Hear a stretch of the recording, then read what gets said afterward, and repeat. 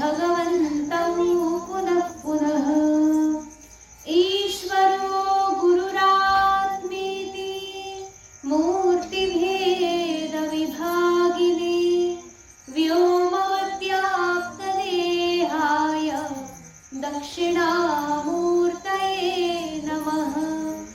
नारायणं समारम्भां शङ्कराचार्यमध्यमाम् अस्मदाचार्यपर्यन्तां वन्दे गुरुपरम्पराम्।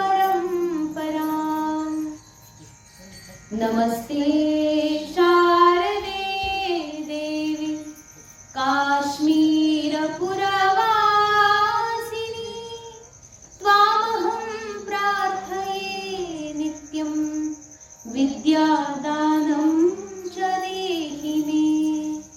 ब्रह्मस्वरूपा परमा ज्योतिरूपा सनातनी सर्वविद्याधिदेवी या तस्यै वाण्यै नमो नमः। सच्चिदानन्दरूपाय विश्वोत्पत्त्यादिहेतवे तापत्रयविनाशाय श्रीकृष्णाय वयं नमः। यं प्रव्रजन्तमनुपेतमपेतकृत्यं द्वैपायनो विरहकातर आजुहाव पुत्रेति तन्मयतया तरवोऽभिनेदुः तं सर्वभूतहृदयं मुनिमानतोऽस्मि। बोले श्री सच्चिदानंद भगवान की जय। श्रीमद्भागवत महापुराण की जय। सब संतन की जय। काल आपण ऐकलं होतं भगवान ऋषभदेव ज्यांनी आपल्या 100 पुत्रांना इतका सुंदर उपदेश दिला आणि यानंतर ते स्वतः अवधूत स्थितीमध्ये निघून गेले। अत्यंत ही दिव्य अवधूत स्थिती जी परमहंस योगी महापुरुषांची स्थिती आहे, जी असाधारण आहे, जी अत्यंत सहजपणे येणं फार कठीण आहे। ती स्थितीच मुळात सहज आहे आणि ती स्थिती येण्याकरता व्यक्तीला तितकं सहज व्हावं लागेल। आणि जसं सर्व भूताठाई ज्याला आत्मस्वरूपाला प्रत्यक्ष पाहिलेलं आहे, ज्याला अपरोक्षानुभूती झालेली आहे आणि संसार सर्वथा त्याच्याकरता नाहीच म्हणजे कधी, जसं बघा आपण स्वप्नवत म्हणतो संसाराला, म्हणजे जसं स्वप्नामध्ये तुम्ही काहीतरी वस्तू बघितल्या, स्वप्न झोपेतून जागा झाल्यानंतर त्या स्वप्नामध्ये पाहिलेल्या वस्तू सगळ्या खोट्या असतात हे माहित आहे, ते स्वप्न मी पाहिलं होतं, वास्तविक ते खरं नाहीये हे तुम्हाला माहित असतं, तरीही स्वप्नामध्ये पाहिलेल्या वस्तूंचा विसर होत नाही।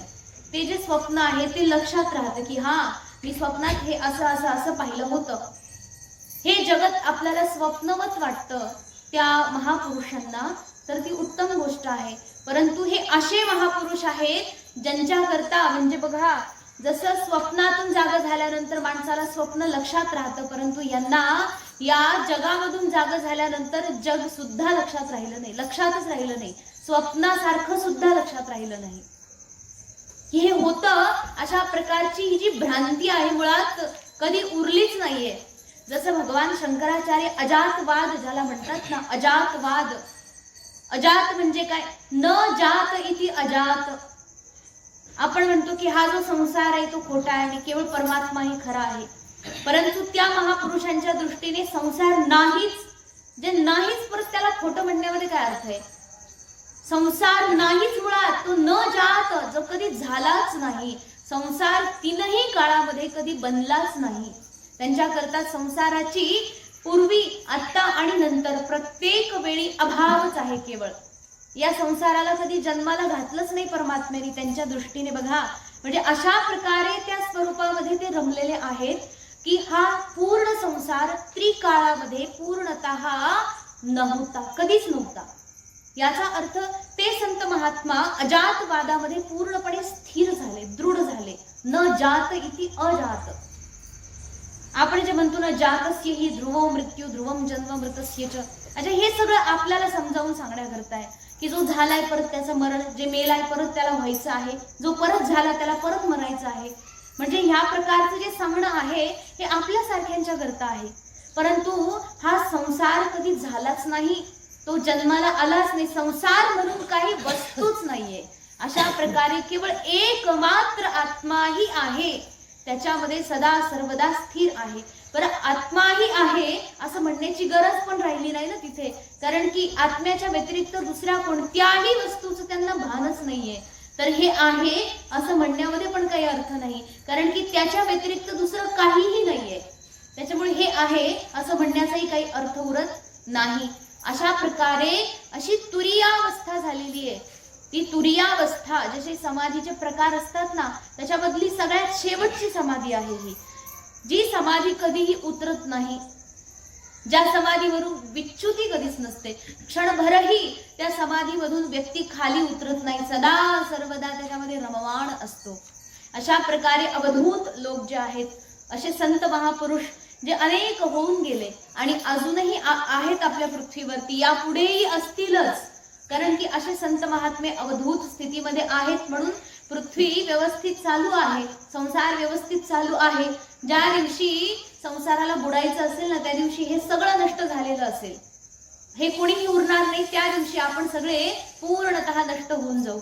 याचा अर्थ हे सगळे थोर संत महापुरुष आजही आहेत, आणि ते आहेत त्याचं कारण असं आहे की त्यांनी आदर्श घेतलाय. कोणाचा? भगवान ऋषभदेवांचा. त्यांनी आदर्श प्रस्थापित केला की हा, जर अवधूत व्हायचं असेल तर असं व्हा. मग अशा अवधूत व्यक्तीला बघा बरं, कसली चिंता असेल का की कसं होईल, तिकडे परिवार सोडून आलेलो आहे, 100 मुलं आहेत, पत्नी आहे, त्यांचं कसं होईल. बरं ते सोडा, माझं कसं होईल, मी आता घर सोडून आलोय, माझ्याकडे ना पैसा अडका आहे, ना धन संपत्ती कुठली आहे, नाही माझ्याकडे खायला प्यायला काही पदार्थ आहे, काहीही नाही, आता माझं कसं होईल. अशा प्रकारची काळजी असायला पाहिजे ना माणसाला. अहो, ज्या व्यक्तीला कशाही प्रकारचं त्या ठिकाणी जगच उरलेलं नाहीये, शरीरच ज्याच्याकरता उरलेलं नाही, कारण शरीर पण काय, संसार आहे. शरीर धारण करणं म्हणजे संसारात राहणं आहे. हे शरीर एक संसार आहे, आपला पसारा आहे. बाकी सगळ्या गोष्टी सोडा हो, हा शरीरच एक पसारा आहे मुळात. आणि हे शरीर आहे ही आपल्याला माहित आहे, म्हणून या शरीराला जे लागतं ते आपण गोळा करत बसतो. हा, हे शरीर आहे, आपलं आहे, आणि या शरीराकरता काहीतरी लागतं हे आपल्याला ठाऊक आहे. आणि त्या महापुरुषांना हे शरीर आहे हेच माहित नाहीये, म्हणजे ते शरीराला सुद्धा विसरले की हे आहे. अर्थात या शरीराकरता सुद्धा त्यांच्याकडून काहीही कर्तव्य उरलेलं नाही. असे थोर संत महापुरुष ज्यांच्या जीवनामध्ये केवळ अवधूत स्थिती आहे, ती अवधूत स्थिती बाकीच्या अवधूत लोकांच्या करता आदर्श आहे. संपूर्ण संसाराला अवधूत स्थितीचा आदर्श प्रस्थापित करणारे भगवान ऋषभदेव त्या ठिकाणी कर्नाटकामध्ये वणवा जेव्हा दावानल भडकली, त्याच्यामध्ये त्यांनी शरीराला त्याग करून भस्म केलं. अशा प्रकारे भगवान ऋषभदेवांचं हे अत्यंत दिव्य, अत्यंत सुंदर, श्रवणीय, अत्यंत लाभकारी हे असं चरित्र आहे, ज्या चरित्राचं वारंवार व्यक्तीने चिंतन केलं पाहिजे, श्रवण परत परत केलं पाहिजे, आणि त्या श्रवणाचं चिंतनही केलं पाहिजे.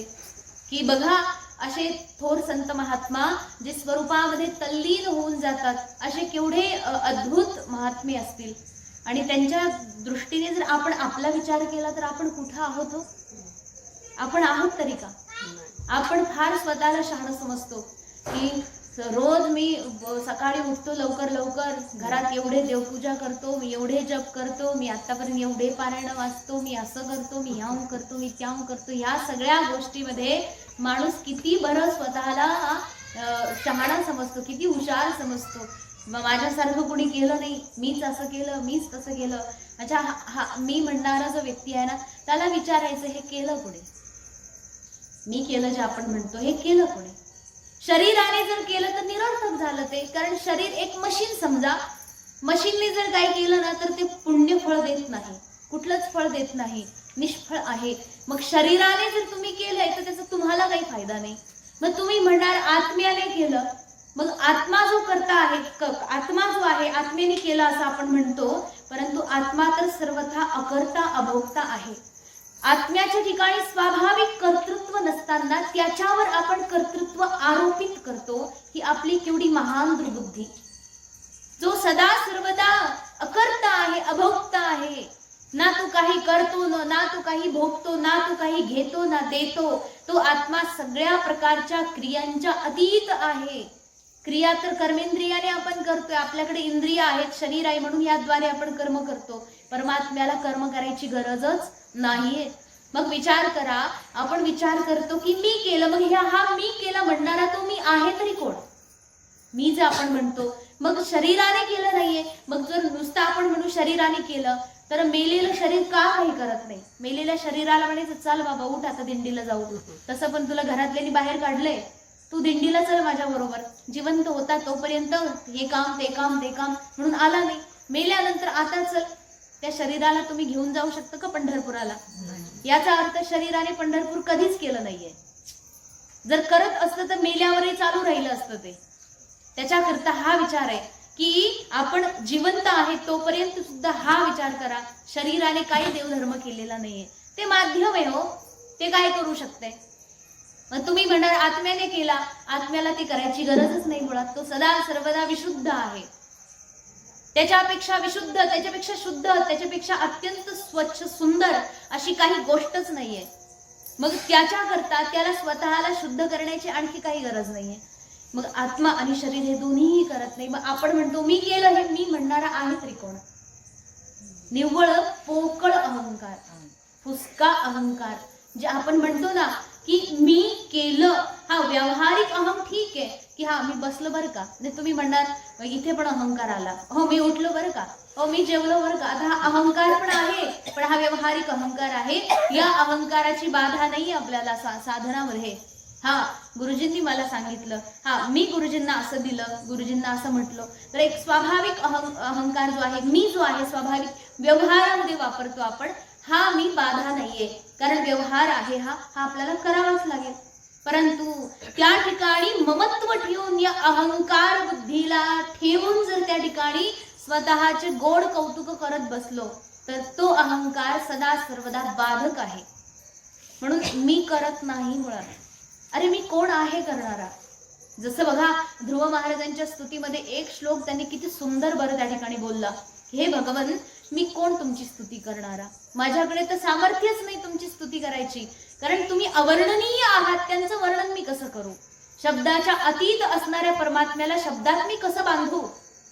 त्यांनी त्या ठिकाणी इतकं सुंदर सांगितलं, म्हणतात की हे भगवन तुला तुझी स्तुती ऐकून घ्यायची आहे, म्हणून तू माझ्या तोंडून स्वतःची स्तुती करवून घेतोय. तुला फक्त ऐकायची तुझी स्तुती, म्हणून तू माझ्या तोंडातून ती वदवून घेतोय. त्याच प्रकारे हे भगवन, हे परमात्मा, तुला माझ्याकडून तुझी सेवा करवून घ्यायची आहे. तू मला निमित्त बनवलं, हे माझं भाग्य आहे. आता अच्छा भाग्यावर सुद्धा माणसाने अहंकार करू नये बरं का.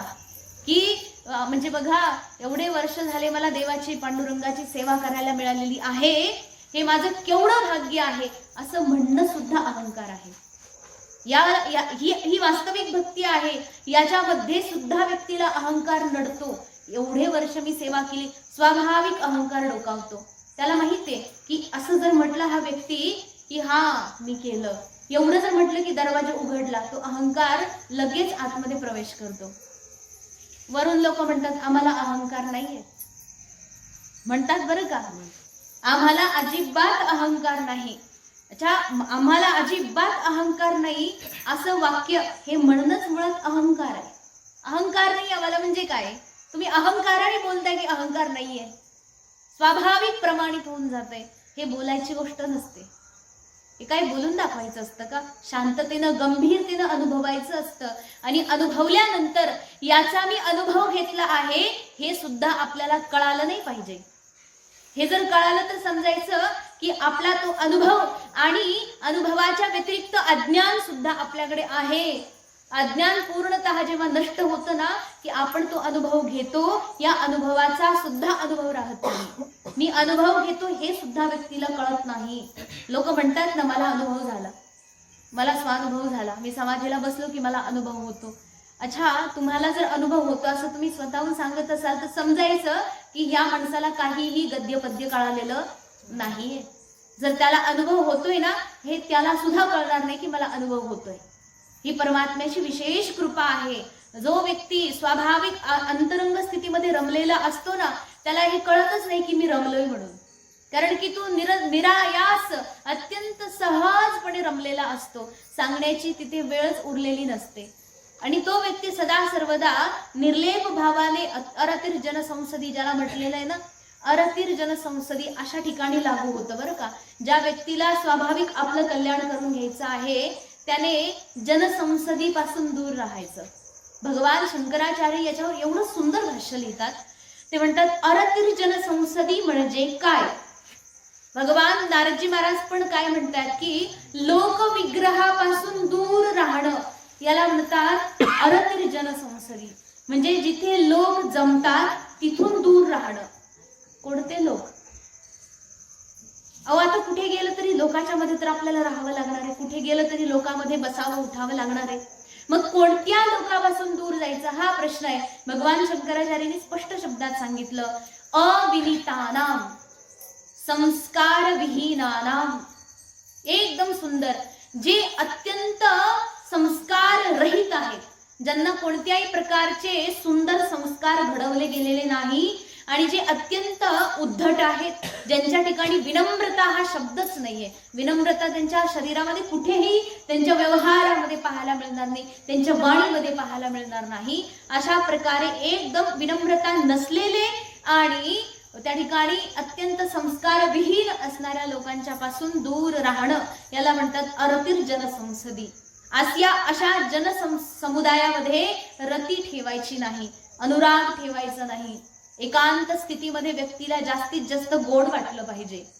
बघा, फार मोठी समस्या असते बरं का. म्हणजे ज्या व्यक्तीला एकांताचा रस लागलेला आहे, एकांताच्या अनुभवाचा आनंद ज्याला मिळालेला आहे, त्या व्यक्तीला त्याच्यामध्ये डुबून जावं वाटतं. जर थोडासा जरी विक्षेप झाला ना की त्याला डिस्टर्ब होतो. आणि हे आपल्याला कळालं पाहिजे. बहुतेक वेळा असं होतं की आता समजा काहीतरी आपण विशेष चिंतन करतोय, तेवढ्यात कुणीतरी आश्रमामध्ये आलं. आणि बरं, आलेले जे लोक असतात ना सगळे शहाणे असतात असे नाही आहेत, सगळ्या प्रकारचे येतात. पण अलीकडे डबल शहाण्या लोकांची संख्या कमी झाली आहे. म्हणजे मला सांगायला काहीच वाटत नाही हे, कारण ही स्वाभाविक अंतरंग स्थितीतून आलेले शब्द. कारण की व्हायचं काय, ज्यावेळी सहजपणे आपलं शास्त्रचिंतन नाहीये, काहीतरी नाहीये, कुणी आलं बसले, त्यांनी काहीतरी गप्पा सुरू केल्या, आपण जर त्याच्यामध्ये आणखी मसाला टाकला, बोलायला सुरुवात केली, त्याला वाटतं हा हे बोलतात बरं का. मग तो व्यक्ती काय करतो, 15 मिनिटाकरता आला होता, 2 तास बसून गेला. आणि तो व्यक्ती आता महिन्यातून पहिला यायचा, आता दर 2-3 दिवसांनी यायला लागला. आणि मग आल्यानंतर त्याच्यासोबत जर तेवढाच वेळ आपण देत राहिलो तर होतं काय, आपला वेळ निघून जातो मुळात पहिली गोष्ट. आणि त्याच्या आतमध्ये असलेले जेवढे दूषित संस्कार आहेत ते आपल्यामध्ये अनायासे प्रवेश करतात. म्हणून अशा लोकांपासून वाचायचं, दूर राहायचं. ज्या व्यक्तीला वेळेचं महत्त्व कळत नाही, कारण की तू एकटा इथे बसलेला आहे, तू तुझा तर वेळ बर्बाद करतोय, समोरच्याचा सुद्धा करतोय, हे ज्या व्यक्तीला भान नाहीये ना, तो व्यक्ती जीवनामध्ये स्वतः आणि दुसऱ्यासाठी सुद्धा नाशकारी आहे.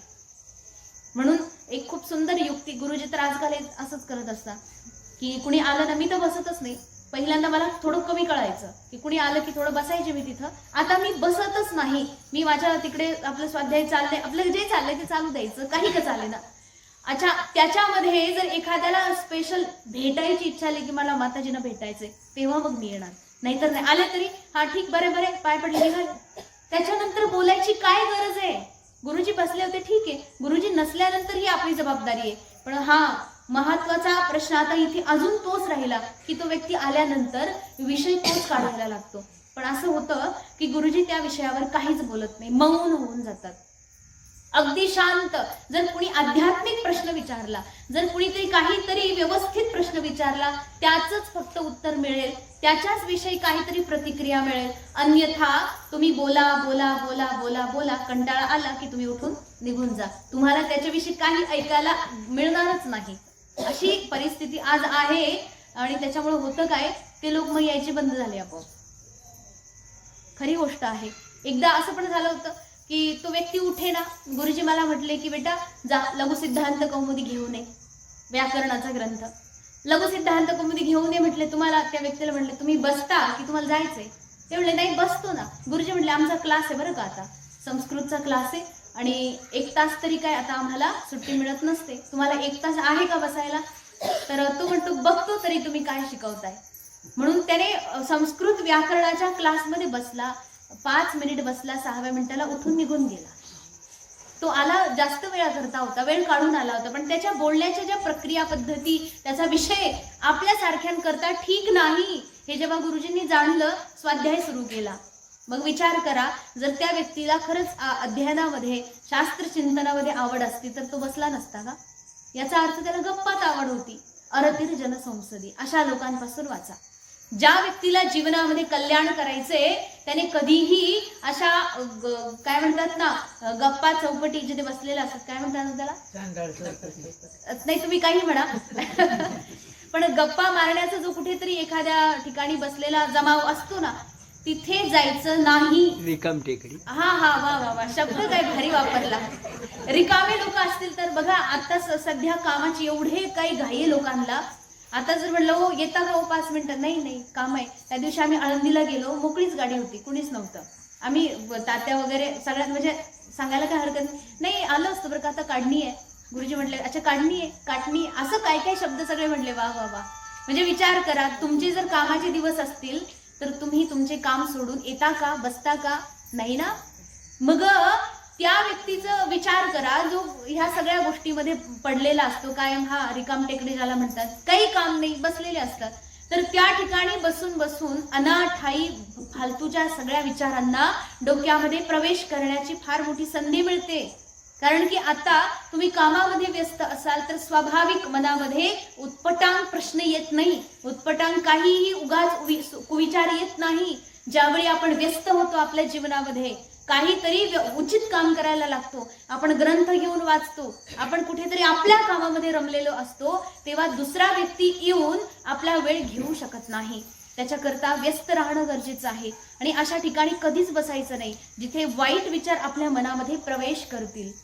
ज्या ठिकाणी हा तुम्ही बसा, मग 50 लोक बसावं, परंतु हरिचर्चा होत असेल, संकीर्तन होत असेल, जर तुम्ही एकत्र बसून काल भागवतामध्ये काय झालं याच्यावर जर चर्चा करत असाल तर मग मात्र रोज बसा. 1 तास काय 2 तास बसा, हरकत नाही. पण आपल्याकडे ही चर्चा असते का? कधी करता का तुम्ही चर्चा?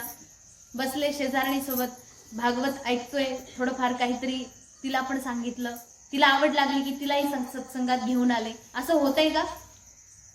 हा, ही फार विचित्र परिस्थिती आहे बघा. स्वाभाविक जीवाला का कुणास ठाऊक आनंदाची गरज असताना सुद्धा सत्संगाची आवड नाहीये, आणि आनंद पाहिजे पण सत्संग नको आहे. मग हे तसंच झालं ना. हे आम्हाला सगळं पाहिजे पण कष्ट अजिबात नको आहेत. सत्संग जर नको असेल तर आनंदापासून तुम्ही कायमचे वंचित आहात. कारण की वास्तविक आनंद इथेच आहे याचा अनुभव व्यक्तीला झाला पाहिजे. आणि हा अनुभव केवळ सत्संगामध्ये होतो. हा दिव्य सत्संग, एवढा सुंदर उपदेश त्या ठिकाणी भगवान ऋषभदेवांनी आपल्या पुत्रांना दिला. या उपदेशाला पालन करून सगळ्या पुत्रांनी व्यवस्थित प्रकारे आचरण केलं. भगवान ऋषभदेवांनी संकल्पामध्ये, एका संकल्पामध्ये त्यांनी आपली पूर्ण पृथ्वीचं जे राज्य आहे ते आपल्या मोठ्या मुलाला देऊन टाकलं. राजा भरताला अभिषिक्त केलं. चक्रवर्ती सम्राट झाले राजा भरत, आणि त्यांचे 9 भाऊ त्यांची मदत करायला राहिले. 9 योगेश्वर झाले आणि बाकीचे त्या ठिकाणी वैदिक यज्ञ यागांच्या मध्ये रमले. अशा प्रकारे भगवान ऋषभदेवांच्या 100 पुत्रांचं त्या ठिकाणी वर्णन आता सुरू झालं. महाराज भरत जे आहेत ते मोठे भगवत भक्त होते. बघा, महाराज भरतांच्या विषयी जेव्हा भगवान श्री शुकदेवजी महाराज बोलायला लागतात ना, तेव्हा काय बोलतात? सगळ्यात पहिलं वाक्य, भरतस्तु महाभागवतः. बघा, भरत तर महाभागवत आहे, म्हणजे परमात्म्याचे एकनिष्ठ भक्त आहेत. त्यांच्याविषयी पहिलं वाक्य हे बोललं. जर समजा एखाद्या विषयी आपल्याला जर काही विचारलं किंवा आपल्याविषयी एखाद्याला जर सांगायचं असेल परिचय, की हा तो व्यक्ती कसा आहे, जर कोणी विचारलं तुमच्याविषयी सांगायला, तर काय सांगणार बरं आपण? आपल्याविषयी कोणी काय सांगणार? आपण आहोत कसे? हा, ते बोलताना तर काही असतं, काही पण लोक प्रशंसा करतात. काही पण बोलतात. म्हणजे जी प्रशंसा केली जाते ना, वास्तविक खूप जास्त प्रमाणात खोटी असते. आणि विशेष करून तुम्हाला सांगू का, माझ्या व्यक्तिगत अनुभवाची गोष्ट, की व्यासपीठावरती, स्टेजवरती, माईकवरती व्यक्तीची जी प्रशंसा केली जाते ती 90 ते 95% खोटी असते. आणि ती प्रशंसा अशा लोकांच्याकडून होते ज्यांचं आपापसात कधीच पटत नाही. असा शत्रू एखादा इथे घेऊन या. समजा शत्रू तर आपला नाहीच आहे कोणी, म्हणजे व्यक्तिगत मला तरी माहित नाही, पण कदाचित कोणी ईर्ष्या करणारा जरी व्यक्ती असेल त्याला इथे घेऊन या आणि म्हटले की माताजींच्या विषयी 2 शब्द बोला. तिकडे तो माणूस शिव्या देईल, पण इथे काय म्हणेल? चांगलं म्हणेल. खोटं बोलतो का रे हा? किती विचित्र प्रकार आहे हा. आणि हा प्रकार प्रत्येक ठिकाणी घडतो. त्या दिवशी मी प्रवचनाला गेले होते, तुम्हाला सांगितलं कधी गोष्ट? अच्छा, मी कुठेतरी सांगितली, मला वाटते गुरुजींना सांगितली मी गोष्ट.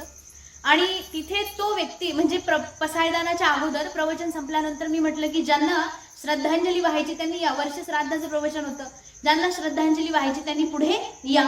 असं म्हटल्यानंतर कुणीच आलं नाही, एकही आला नाही. म्हटले नाही, कोणालाच बोलायचं नाही, तुम्ही बोलले बस झालं, कोणालाच बोलायचं नाही. म्हटले घ्या पसायदान. पसायदान घेऊन झालं महाराज. आणि पसायदान झाल्यानंतर जेव्हा लोकांची लगबग झाली, इकडे तिकडे धावपळ सुरू झाली, ते फोटोच्या पाया पडायला गर्दी झाली, तेव्हा एक माणूस अचानक आला आणि माईकवर बोलायला लागला. आता कोण होता, कोणीतरी नेता वेता असेल, बोलायला लागला की आज या ठिकाणी असं अमक्याचं वर्ष श्राद्ध आणि आज या प्रवचनाकरता माताजी असं तसं नाव लिहिलेलं, ते वाचून त्यांनी सांगितलं. अच्छा, ते नाव लिहिलेलं असतं म्हणून त्याला माहिती नाही तर काय कुणास ठाऊक, पण ते वाचून आज यांनी अत्यंत सुश्राव्य, अगदी सोप्या सरळ सहज भाषेमध्ये प्रवचन केलं. आणि हा होता का प्रवचन ऐकायला? म्हणजे नेटका काय, त्याला श्रद्धांजली वाहायला बोलवलं तेव्हा आला नाही आणि पसायदान संपल्यानंतर श्रद्धांजली वाहायला आला. याचा अर्थ काय? तो प्रवचनात नव्हताच. आणि नव्हताच खरं, कारण मी सगळ्या लोकांना बघत होते, तो माणूस नव्हता तिथे. मग विचार करा, एवढी प्रशंसा केली त्यांनी, म्हणजे काय प्रवचन केलं, वा वा वा. मी म्हटलं याने ते एक वाक्य ऐकलं नाही, मी कसं बोलते, कोणत्या भाषेत बोलते हेही ऐकलं नाही आणि प्रशंसा केली. ही किती खोटी प्रशंसा आहे बरं. आज ही भयानक परिस्थिती झाली आहे की समाजामध्ये ना व्यक्ती सत्याचं सामोरच जात नाहीये कोणाच्या. जर एखादा व्यक्ती अशास्त्रीय बोलत आहे, तो चुकीचं बोलतोय, हे एका शास्त्र शिकणाऱ्या व्यक्तीला बोलायची भीती वाटते. तो चुकीचं बोलते, हे बोलू नको, समाजाला का पथभ्रष्ट करतो, समाजाला का खड्ड्यात घालतो, असं शास्त्र शिकलेला माणूस त्याला ठणकावून म्हणू शकत नाही. का? कारण की ते स्टेज आहे, तिथे त्यांना जरी माहिती दिला ना बोलायला, त्याची प्रशंसाच करावी लागेल. आणि त्यांना माहिती आहे आतून किती मूर्ख माणूस आहे हा, आतून सगळं माहिती आहे तरी बोलावं लागतं. का? कारण की समाजामध्ये आज ही प्रचंड विचित्र अशी भ्रांती तयार झाली आहे. यातून समाज घडत नसतोय, बिघडत असतो. हा सगळा अत्यंत विचित्र प्रकार आहे. कितीही विचार करा, फार फार दुर्दैव आहे आपल्या सगळ्यांचं. आणि हे सगळं सत्संगामधून आपल्याला ऐकायला मिळतं. वास्तविक सत्संग त्याला म्हणायचं, खरं म्हणजे खरं सांगू का, सत्संग त्याला म्हणायचं, अनायासे कथा प्रवक्ता आले, अनायासे भगवान शुकदेवजी महाराज आले, त्यांना कोणी निमंत्रण पत्र नव्हतं, या राजाला तुम्ही कथा सांगा वगैरे वगैरे, अजिबात नाही, असा काही प्रकारच झाला नाही. त्या ठिकाणी भगवान श्री शुकदेवजी महाराज अनायासे प्रकट झाले, अनायासे व्यासपीठावर जाऊन बसले आणि कथा सांगायला लागले. ही सगळी जी पद्धती आहे ना, तरच माणसाला मोक्ष मिळू शकतो. नाहीतर आज पहिलं फोन झाला की ओ तुम्ही अमक्या अमक्या तारखेला मोकळे आहात का, तुम्ही कथेला येताल का, मग याचा लगेच सुरू ना किती पाकिट देताल. ह्या कथेतून कोणाचा उद्धार होईल? हा तर जाईलच खड्ड्यात. हा पाकिट घेणारा तर गेला, वाया गेला, परंतु देणारा सुद्धा तितकाच त्या ठिकाणी काय सहज हो अनायासे.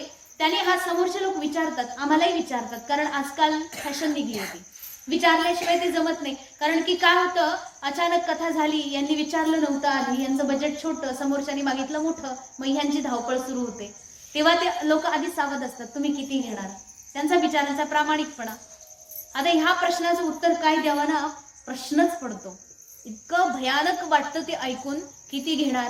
काही लोक म्हणतात सुपारी किती घेणार. अहो सुपारी हा काय शब्द आहे का? इतकं विचित्र वाटतं हे सगळं ऐकून. हा प्रकार फक्त आणि फक्त समाजाला खड्ड्यात घालण्याकरता सुरू झालेला आहे. कारण हे कलियुग आहे. कलियुगामध्ये जर खड्ड्यात घालणारे लोक मिळाले नाही तर त्याला कलियुग कसं म्हणायचं? खड्ड्यातून काढणारे लोक क्वचितच मिळतील. पूर्वीच्या काळामध्ये सगळे लोक चांगले होते, खड्ड्यात कुणी घालत नव्हतं, कुणीही एखाद्याच्या बर्बादीचा विचार करत नव्हता. सगळ्यांना वाटायचं सगळ्यांचं चांगलं व्हावं, कारण की कलियुग नव्हतं. कलियुगामध्ये असं जर झालं तर याचं नाव बदलावं लागेल. त्या ठिकाणी भगवान परमात्मा सुद्धा जी प्लॅनिंग करतात ना, त्यांचं फार काय म्हणतात ना, दूरदर्शिता आहे. गुरुजी तर कधी कधी असंही म्हणतात की आज समाजाला, हे बंद केलं तरी चालेल, हा बंद करा, बंदच करा. आज समाजाला पथभ्रष्ट करणाऱ्या लोकांचा जो उदय झालेला आहे ना, तो साक्षात भगवंताचा अवतार आहे. कशा करता? कलियुगाचा प्रचार व्हावा म्हणून. आणि हे सगळं जे आहे बघा, कलियुगाच्या विरुद्ध आचरण करणं, स्वतःच्या प्रकृती जी आहे, जे काही त्या ठिकाणी आपल्याला स्वाभाविक मनाला जे काही आवडते त्याच्या विरुद्ध जाणं, प्रवाहाच्या विरुद्ध दिशेने वाहणं खूप अत्यंत कठीण गोष्ट आहे. अच्छा, प्रवाहाच्या विरुद्ध दिशेने त्या ठिकाणी आपण उभं राहू शकतो कदाचित, परंतु पोहू नाही शकत. बरोबर की नाही? प्रवाहाच्या विरुद्ध दिशेने प्रवास नाही करू शकत. कदाचित उभं राहण्याचं सामर्थ्य असू शकतं, परंतु आपल्याला नुसतं उभं राहायचं नाही, चालायचं सुद्धा आहे. हे अत्यंत भयानक गोष्ट आहे. आणि या ठिकाणी भगवान परमात्मा एकानंतर एक सुंदर असे अवतार धारण करून समाजाचं निरंतर मार्गदर्शन करत असतात. हे यांचं अनमोल भगवंताची मोठी महती कृपा आहे. या ठिकाणी भगवान ऋषभदेवांनी एवढा सुंदर उपदेश केला आणि 100 पुत्रांना उपदेश करून त्या ठिकाणी सगळ्यांना आपल्या आपल्या रस्त्यावरती व्यवस्थित चालवण्याची ती शक्ती बुद्धी पण प्रदान केली. भगवान ऋषभदेवांचे मोठा मुलगा राजा भरत चक्रवर्ती सम्राट झाले आणि सम्राट झाल्यानंतर आता त्यांनी प्रजेचं पालन केलं. भक्तीमध्ये युक्त असलेला राजा जेव्हा सिंहासनावर बसतो तेव्हा त्याच्या ठिकाणी कुठल्याही प्रकारची चिंता नसते. कारण की बघा, आत्ताच आपलं उदाहरण झालं तर मी करतो असा भाव त्या व्यक्तीच्या मनात नसतो.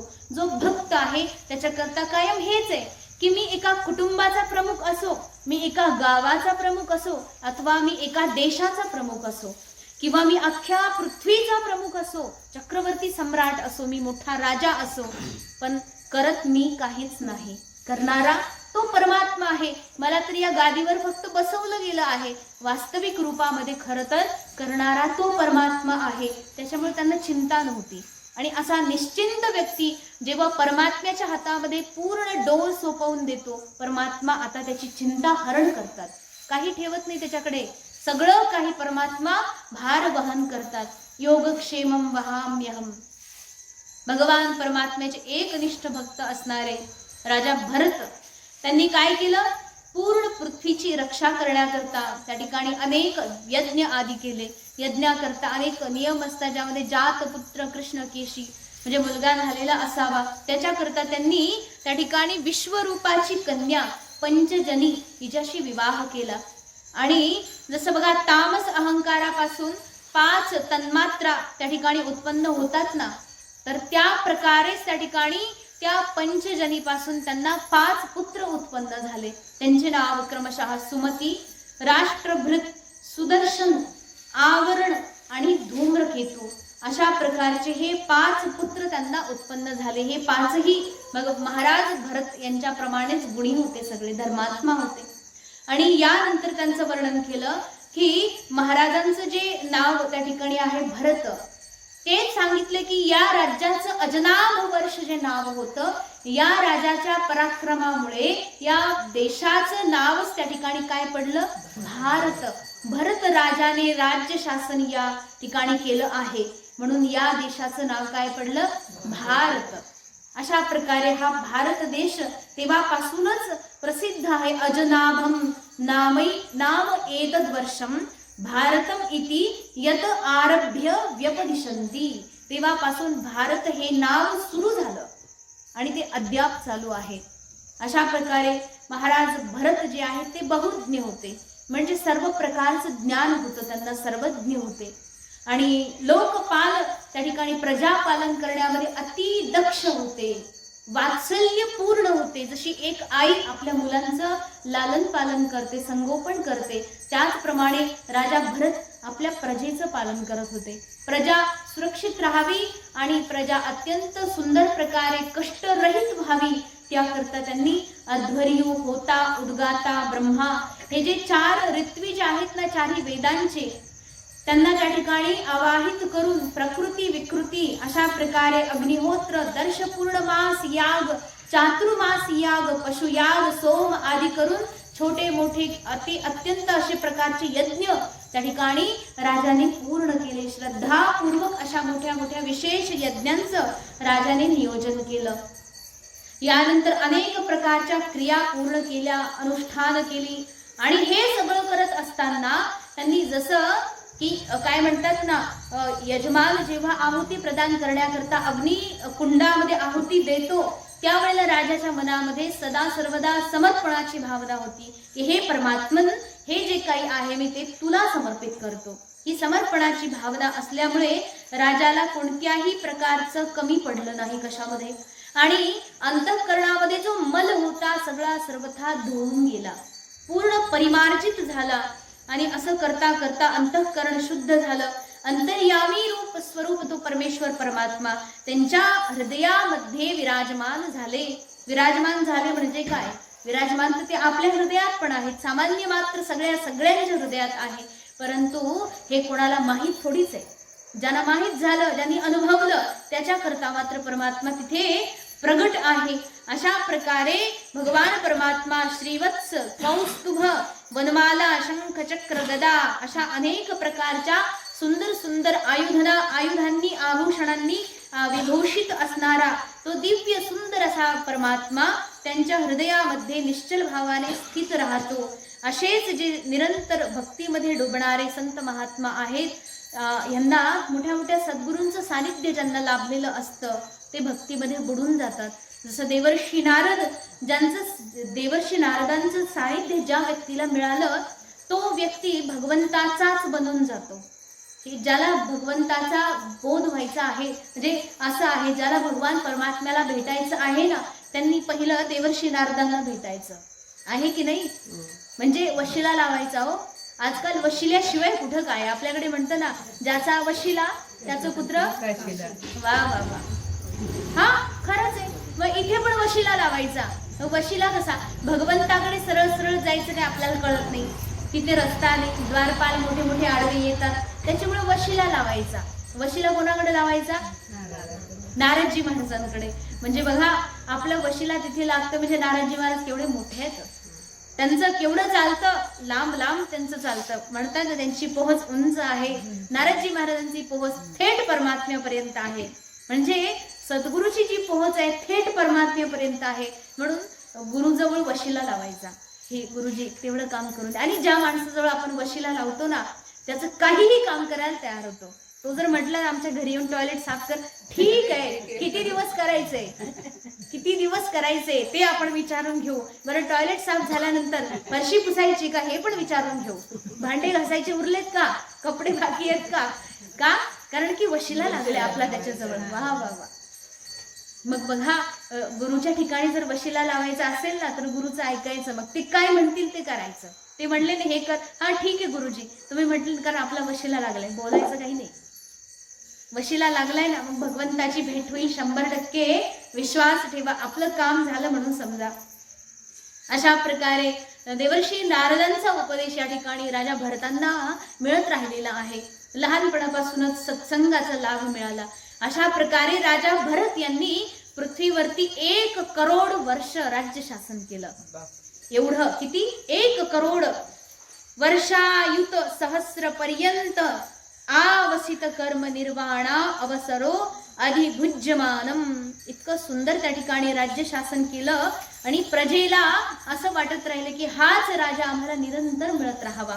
राजाला जेव्हा कळालं की आता शरीर क्षीण झालं, ह्या भोगांना भोगण्याकरता आपण सगळं क्षीण झाले, भोगही क्षीण झाले, सगळं क्षीण झालं, आता यथायोग्य वेळ आली की आपल्याला इथून निघालं पाहिजे. म्हणून वंश परंपरागत जी पृथ्वी त्यांनी भोगत आली होती ती पृथ्वी आता त्यांनी आपल्या पुत्रांमध्ये वाटून दिली आणि निघाले, वनाला निघाले. वनामध्ये जिथे सांगितलं की पुलहाश्रम जिथे आहे, हरिहर क्षेत्र, तिकडे गेले ते आणि नेपाळच्या भागाकडे ते त्या वनामध्ये ते गेले आणि भगवान परमात्म्याच्या ठिकाणी त्या ठिकाणी काय केलं, चित्त एकाग्र करायला सुरुवात केली. ते सर्वप्रथम गेले कुठं म्हणतात, चक्र नदी. चक्र नदी म्हणजे गंडकी नदी. गंडकी नदीमध्ये शालिग्राम भगवान मिळतात ना, शालिग्राम ज्यांना साक्षात विष्णू म्हटलं जातं. म्हणजे नर्मदेचा दगड म्हणजे शंकर आहे, नर्मदेचा कंकड शंकर आहे म्हटलं जातं. तसंच गंडकी नदीचा जो दगड आहे तो साक्षात विष्णू आहे. आणि असं तसं नाही बरं का, भगवान एक गंडकी नदीचं एक असं तीर्थ आहे एका ठिकाणी, तिला चक्र नदी म्हणतात. तेवढ्या भागामध्ये, त्या भागामध्ये गंडकी नदीमध्ये जेवढे दगड आहेत ना, त्या दगडावरती चक्र आहे भगवान परमात्म्याचं. चक्र असे आम्ही बघितलेले शालग्राम, आम्ही स्वतः त्यात दर्शन घेतले त्यांचं, की त्याच्यावरती भगवान चक्र स्थापित केलेलं आहे. भगवंताची नाभी सुद्धा त्याच्यावर आपल्याला त्या ठिकाणी पाहायला मिळते. अनेक प्रकारे चिन्ह भगवंताचे त्याच्यावर पाहायला मिळतात. असं चक्र तीर्थ, चक्र नदी, गंडकी नदी, तिथे जाऊन त्या ठिकाणी भगवान परमात्म्याचे एकनिष्ठ भक्त असणारे राजा भरत ते गेले, स्नान केलं आणि अशा प्रकारे एके ठिकाणी त्यांनी पुलहाश्रमामध्ये एकांत उपवनामध्ये स्वतःची साधना सुरू केली. अत्यंत एकांत त्यांनी सेवन केलं आणि या एकांतामध्ये त्यांनी कंदमुळं फळं आदी खाऊन व्रत उपवास वैकल्य आदी करायला सुरुवात केली. सर्व प्रकारच्या अभिलाषांपासून मुक्त होऊन राजा भरत आता त्या ठिकाणी परमात्म्याच्या चरणारविंदांपर्यंत समर्पित झाले. परमात्म्याची ती दिव्य प्रतिमा हृदयामध्ये आविर्भूत झाली आणि सदा सर्वदा त्याचं चिंतन करू लागले. अशा प्रकारे राजा भरतांचे हे जे चरित्र आहे ते पुढे आपल्याला अजून 2-4 दिवस सुंदर प्रकारे ऐकायला मिळेल. तर झालेली सेवा भगवत चरणी समर्पित करून वाणीला विश्राम देऊ. ओम पूर्णमदः पूर्णमिदं पूर्णात् पूर्णमुदच्यते पूर्णस्य पूर्णमादाय पूर्णमेवावशिष्यते. ओम शांती शांती शांती.